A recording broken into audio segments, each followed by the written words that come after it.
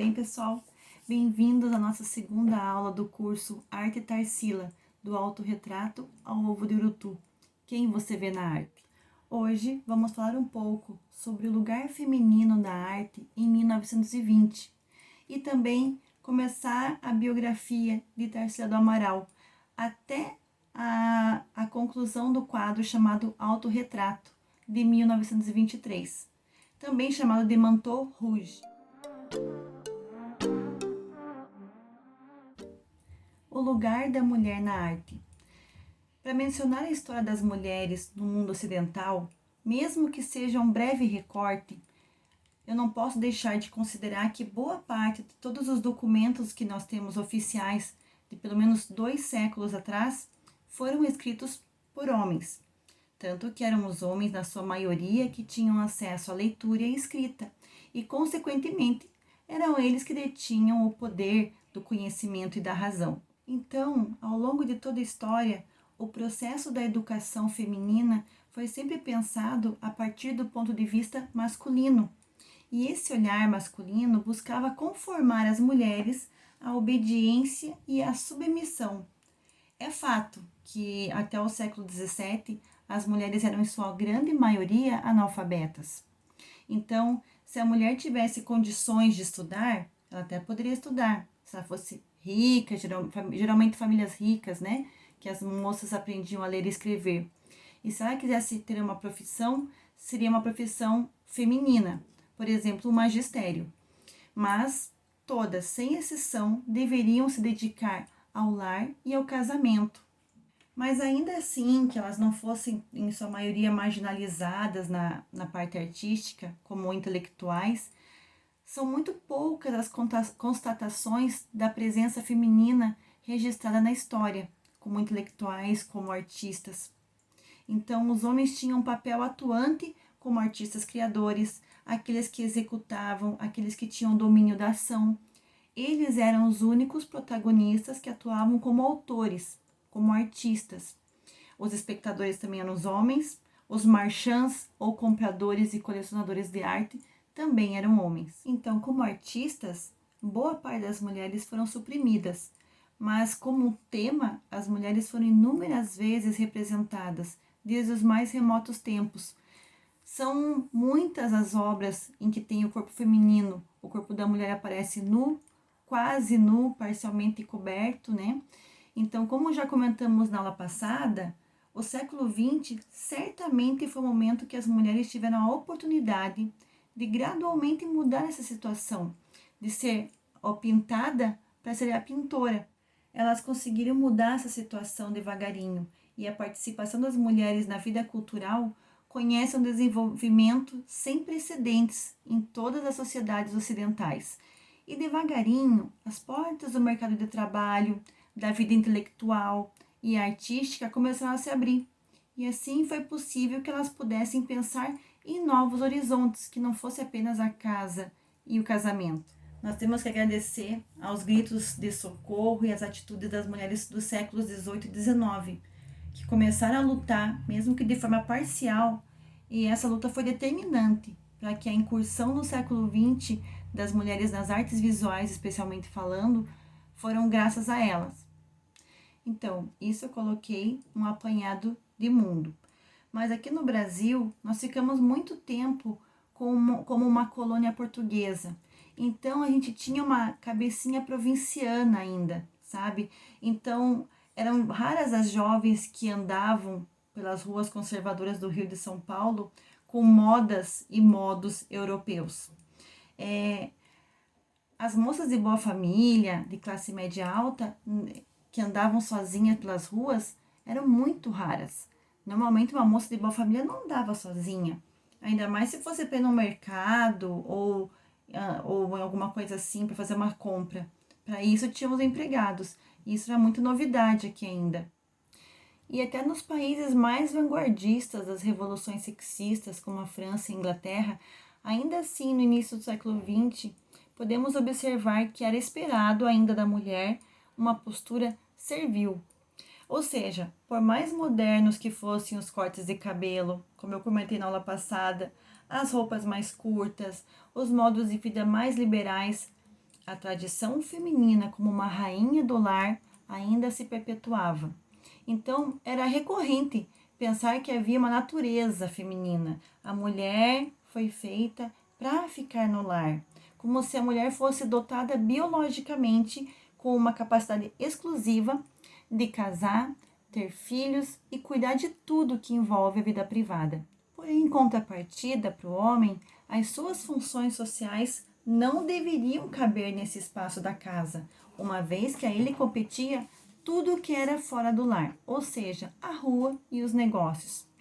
A imagem da mãe, esposa e dona de casa como a principal e mais importante função da mulher correspondia àquilo que era pregado pela igreja, ensinado pelos médicos e juristas, legitimado pelo Estado e divulgado pela imprensa. Para você ter uma ideia de como isso era uma coisa tão arraigada à nossa cultura ocidental, em 1916 foi aprovado no Brasil o Código Civil da República.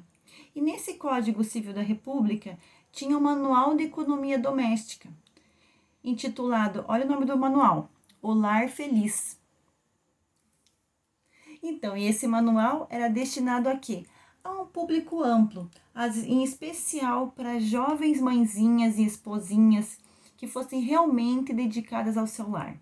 E não é só isso, presta atenção. Nele, o autor divulga o papel a ser desempenhado por homens e mulheres, acentuando o respeito mútuo, que pode ser traduzido como a expressa obediência de cada sexo aos limites do domínio do outro. O que é de casa da mulher, o que é de fora é do homem. Então, isso é um limite que não deveria ser ultrapassado.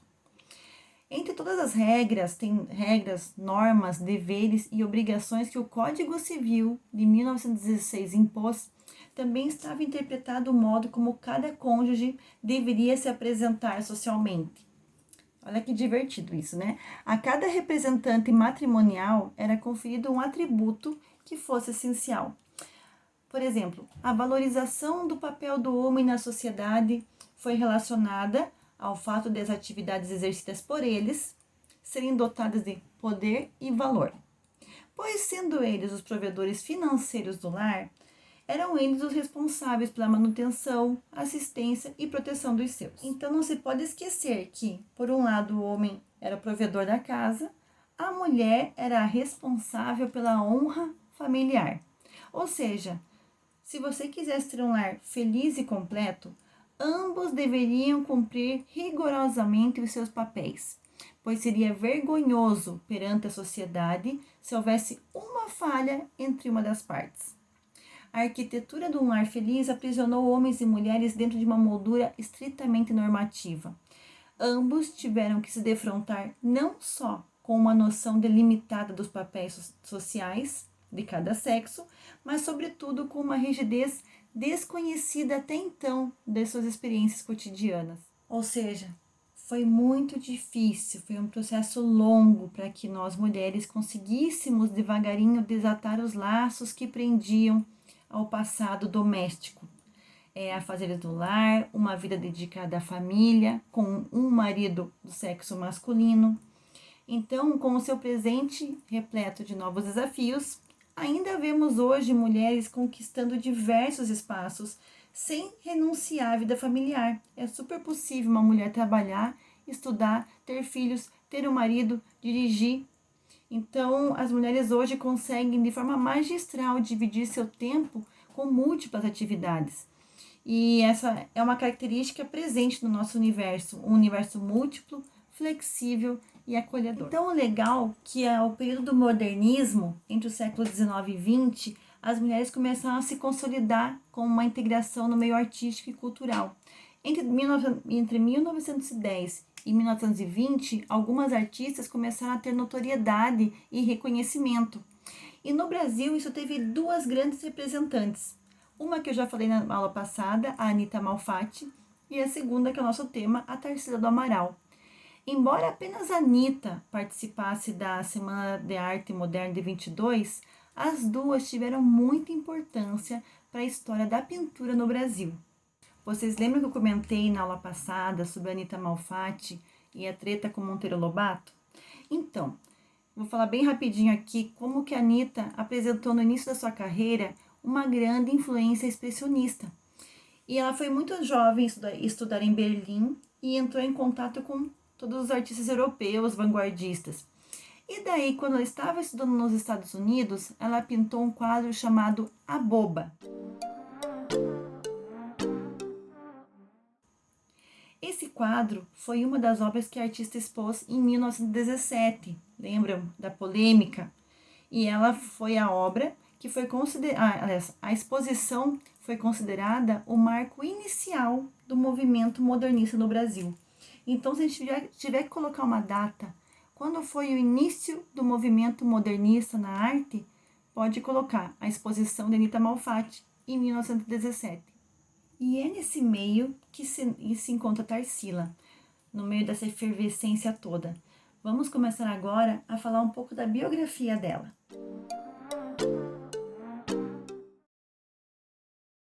Virginiana, nascida em 1º de setembro de 1886. Nasceu na fazenda São Bernardo, no município de Capivari, no interior de São Paulo. Seu pai chamava-se José Stanislau do Amaral Filho e a sua mãe Lídia Dias de Aguiar do Amaral. Eles eram uma tradicional e rica família de São Paulo, mas rico, muito rico. Tão ricos que o avô dela, o chamado José Stanislau do Amaral, ele era dono de muitas fazendas. E ele era tão rico que o apelido dele era milionário. Então, é fato, o pai dela herdou muito dinheiro, uma boa fortuna, muitas fazendas cafeeiras, e Tarsila passou a infância e parte da adolescência morando nessa região do interior de São Paulo. Ela tinha 7 irmãos e a sua vida sempre foi muito envolta de cultura, tanto que ela cresceu ouvindo a mãe tocar piano, o pai recitava poemas em francês e, aliás, o francês ela já aprendeu desde criança. Então, depois de adolescente, ela foi enviada para a capital para estudar no Colégio Sion. Quem conhece o Colégio Sion de São Paulo sabe que é uma escola muito tradicional, excelente, muito bem falada. Então, e ela foi só estudar lá em São Paulo, na escola de Sion. Mas depois ela concluiu os estudos em Barcelona, na Espanha. E é na Espanha, com 16 anos de idade, que ela faz a sua primeira obra, chamada Sagrado Coração de Jesus. E ao retornar, ela ficou lá na Espanha um tempo e daí logo voltou para São Paulo e casou com seu noivo, que era também seu primo materno. O nome dele ele era médico, chamado André Teixeira Pinto. E depois casaram e ela teve a sua primeira e única filha, chamada Dulce Pinto. Só que, como a gente ouviu agora há pouco, as mulheres, por mais que elas tivessem alguma profissão como magistério, ainda assim, ser uma mulher do lar, da casa, era uma obrigação. E o marido dela, o André, ele não concordava com esse ofício artístico da Tarsila. Ele impunha a ela um comportamento bem recatado e doméstico. E mesmo assim, ela foi estudar pintura e desenho no ateliê do Pedro Alexandrino, em 1918. E foi lá que ela conheceu a Anitta Malfatti. E entre toda essa ruptura, o marido criticando e querendo que ela fosse uma pessoa recatada e do lar, né, que ela largasse as artes, em 1920, ela decidiu se separar. Mas o divórcio não existia no Brasil ainda. Aliás, o divórcio, por lei, só foi permitido em 1977. Mas a Tarsila não queria mais ficar casada. E o que aconteceu? A sorte é que era uma família rica, abastada e que tinha os seus contatos.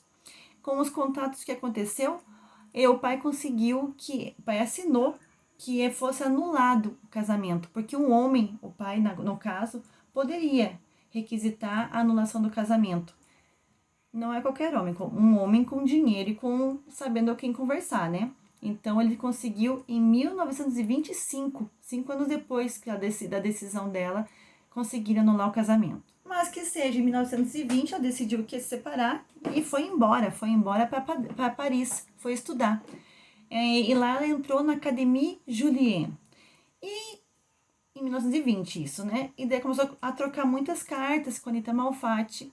E nessas cartas ela ficou sabendo da Semana de Arte Moderna, que aconteceu em fevereiro de 22. E em junho de 22, ela ficou tão empolgada e retornou ao Brasil. E quando ela voltou para o Brasil, a Anita Malfatti já apresentou ela no grupo modernista, que era Anita, Oswald, os escritores Mário de Andrade e o Menotti Del Picchia. Agora, com a Tarsila, eles formaram então o grupo dos 5. E durante esse período, daí desse grupo dos 5, a Tarsila e o Oswald de Andrade, começaram um relacionamento amoroso. E alguns anos depois, eles oficializaram e casaram novamente. Porque lembra que em 1925 só que ela conseguiu anular o casamento? Então, tecnicamente, ela ainda estava oficialmente casada. E foi nesse momento, quando ela conheceu o grupo dos 5 aqui no Brasil, que ela começou a produzir a arte moderna. Essa aliança, gente, devia ser muito, muito legal ser amigo desses 5, sabe? Eles visavam mudar o cenário histórico-cultural e artístico do país e trazer a cultura brasileira às influências das vanguardas europeias. Então, conta a história que eles agitaram São Paulo com reuniões, festas, conferências. A Tarsila disse que ela realmente entrou em contato com a arte moderna em São Paulo, pois até então ela considerava que tinha feito apenas estudos acadêmicos. Bem, ela veio para o Brasil em junho de 1922, mas no final de 22 ela retornou a Paris. E dessa vez ela foi para estudar com 2 mestres cubistas, Albert Glézé e Fernand Léger. Tarsila mostrou para o Léger a tela chamada A Negra. Tá aqui a tela, A Negra. E Léger ficou entusiasmado e até chamou os outros alunos para ver o quadro. Então, para Tarsila, a figura da negra tinha muita ligação com a sua infância, pois essas negras eram geralmente filhas dos escravos, que tomavam conta das crianças e algumas vezes eram até amas de leite das crianças da casa. E esse quadro A Negra foi muito importante para ela. E o Léger ficou apaixonado pelo quadro dela, pela arte dela. Então foi com esse quadro A Negra que Tarsila realmente entrou para a história da arte moderna brasileira. E ainda na França, ela conheceu o franco-suíço Blaise Cendrars, que apresentou para Tarsila e para o Oswald, que o Oswald já tinha ido no final de 22 para encontrar ela lá na França, apresentou os dois a todos os intelectuais topzera de Paris. Gente famosa, Picasso, o casal Delaunay e os músicos Stravinsky e Erik Satie. Durante essa nova estadia na França, Tarsila fez amizade também com outros artistas brasileiros. Só gente pequena, por exemplo, Villa-Lobos, de Cavalcante e também os mecenas chamado Paulo Prado e Olívia Guedes Penteado. Agora você me pergunta, como assim os mecenas? Quem eram? O que eram os mecenas? Os mecenas, como Paulo Prado e Olívia Guedes Penteado, que a Tarsila e o Oswald conheceram, essa palavra significa que é uma pessoa rica, que proporciona recursos financeiros e até patrocina, de um modo geral, ou artista ou alguma outra pessoa do campo do saber, um cientista, por exemplo. Então, isso são os mecenas, tá? Só um parênteses aqui para deixar explicadinho o que seriam os mecenas. Então, e Tarsila contam que ela era ótima em receber os convidados. Ela era conhecida, inclusive, pelos seus jantares e almoços maravilhosos. E como ela era uma amante da culinária brasileira, ela servia em seus almoços normalmente a tradicionalíssima feijoada. Feijoadinha com carninha de porco, com a couvezinha e regada a uma caipirinha com cachaça nacional, aqui da terrinha. Os convidados ficavam apaixonados pela nossa comida, pelo jeito que ela recebia eles. E de sobremesa ainda, os docinhos eram todos docinhos mineiros, nossos docinhos nacionais, né? Doce de leite, doce de abóbora. Nossa, dá até uma aguinha na boca só de pensar. Então, eles eram servidos com esse jeito, com essa nossa cultura nacional de culinária. E falam muito bem das festas da Tarsila do Amaral, diz que ela sabia dar uma festa. E também sabia se arrumar. Dizem que ela era muito bonita. Fotinha da Tarsila aqui. Então, diz que ela era muito bonita e sabia se arrumar muito bem. Tanto é que ela se vestia também com ótimos costureiros da época. Por exemplo, Paul Poiret e Jean Patou. Então, em um jantar, até vou contar uma história interessante sobre isso, que faz menção ao quadro que nós vamos estudar hoje, tá? Que chama-se Autorretrato, ou Manteau Rouge. Lembra que eu falei do autorretrato, que a gente estudar sobre ele hoje? Então, como ela fazia muitas festas, muito ragabofes para o pessoal, para a galera, ela fez uma vez um jantar em homenagem a Santos Dumont. Então ela vestiu um casaco vermelho, bem bonito, e quando ela chegou, chamou a atenção de todo mundo pela beleza e elegância. Até ela se sentiu tão bem com aquele casaco que ela pintou o seu autorretrato, Manteau Rouge, em 1923, depois dessa ocasião. Para você ver que até ela se sentiu gloriosa usando aquela roupa. Então, vou colocar aqui o quadro para vocês analisarem junto comigo. Percebam o fundo azul, como ele contrasta super bem com o casaco, que você vê que é um manto, um casaco muito chique, muito elegante. Contrasta muito bem com a pele bem branca e o batom vermelho e o cabelo escuro, que a gente pode perceber que ele está preso. Embora não seja uma pintura realista, porque a foto da Anitta era diferente, né? Isso daí não é uma pintura realista. Você pode perceber que tem muitos sinais que sejam ela, sabe? Você percebe os olhos, algo na boca, algo no olhar, você consegue perceber. É o que eu quero de vocês na próxima aula. Captem essa expressão de vocês, como vocês se veem num autorretrato, tá? Isso é uma atividade bem interessante para você se ver na arte. Como que você vai se interpretar? Então, eu, para dar o exemplo, vou fazer aqui bem para vocês verem o meu autorretrato, tá? Eu vou usar, gosto muito da canetinha, então vou usar duas canetinhas, essas marcadores, uma preta e uma vermelha, tá? Então, baseado no que eu estou vendo,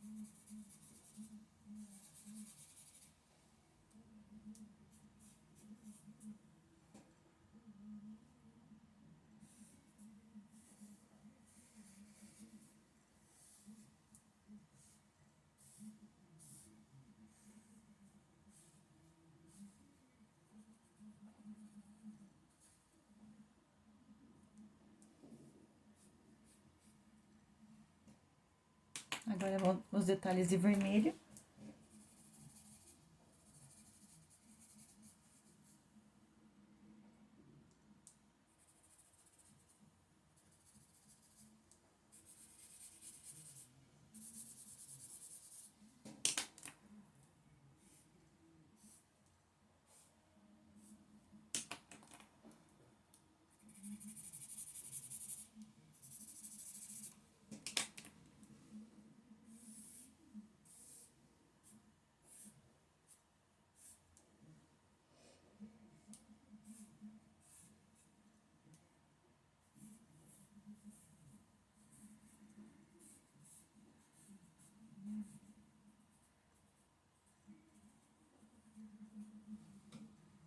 Tá aí. Esse é o meu autorretrato. Agora eu quero ver o de vocês, tá bom? Vou ficar esperando, tá? Mandem pro e-mail. Um beijo e até a próxima aula.